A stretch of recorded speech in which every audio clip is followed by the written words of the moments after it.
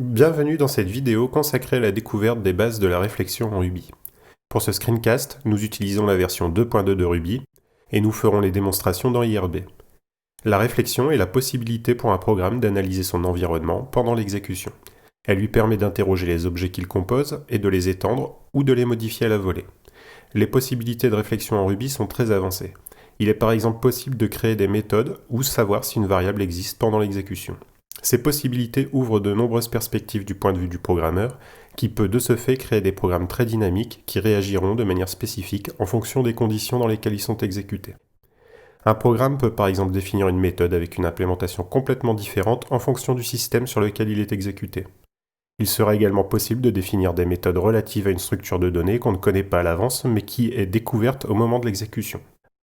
On peut par exemple utiliser le mot-clé defined qui permet de savoir si un identifieur, une variable par exemple, existe dans le contexte courant.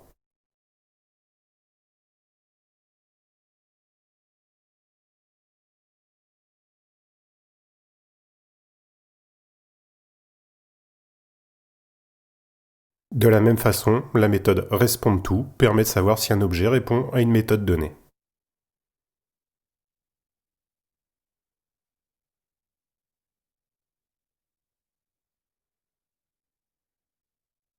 Il devient donc possible de mettre en place des mécanismes évolués dans le code, puisqu'on peut interroger les objets à la volée pour savoir s'ils implémentent tel ou tel comportement.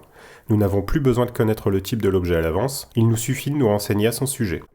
On peut, à l'exécution, obtenir la classe d'un objet. On pourra également savoir si un objet est une instance d'une classe donnée.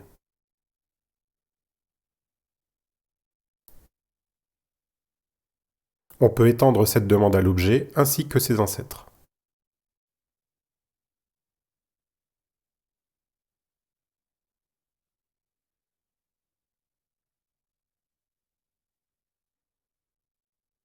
Pour poursuivre, on peut récupérer une liste complète des méthodes qui peuvent être appelées sur l'objet.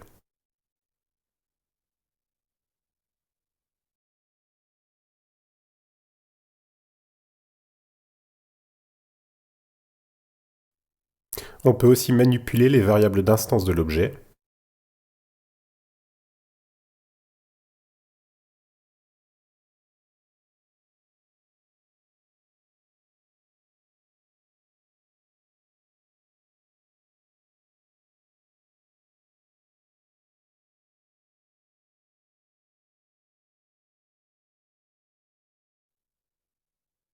Au niveau d'une classe, il est possible de connaître ses ancêtres et modules inclus.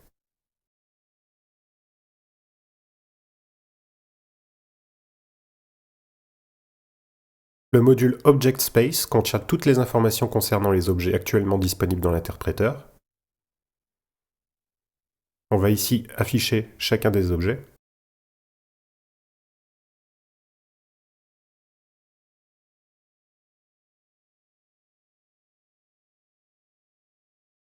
On affiche les statistiques par type d'objet. C'est notamment ce module qui permet de forcer le lancement du garbage collector, c'est-à-dire le nettoyage en mémoire des objets non utilisés. Il permet aussi de définir un comportement à mettre en place lorsqu'un objet est détruit.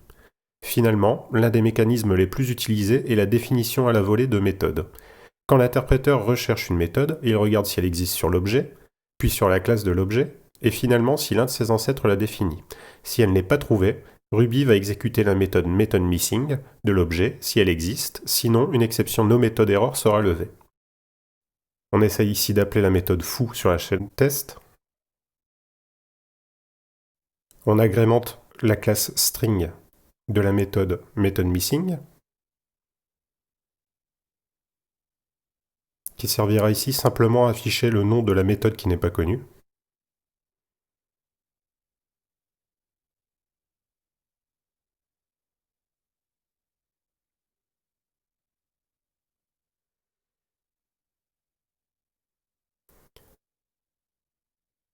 On voit maintenant que nos chaînes répondent à la méthode foo.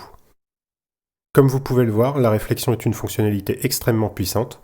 On peut, en peu de lignes de code, rendre un programme très dynamique, auto-évolutif et faire en sorte qu'il sache prendre en charge des cas complexes ou des éléments du contexte d'exécution qui ne peuvent pas être connus à l'avance. Je vous invite toutefois à faire attention à ne pas en abuser. Quand vous pouvez développer une fonctionnalité sans recourir à la métaprogrammation, il faut faire ça. Le code qui est évalué et généré au moment de l'exécution sera forcément plus lent que le même code statique. Sachez que cette possibilité existe et qu'elle a beaucoup à offrir, mais utilisez-la avec parcimonie.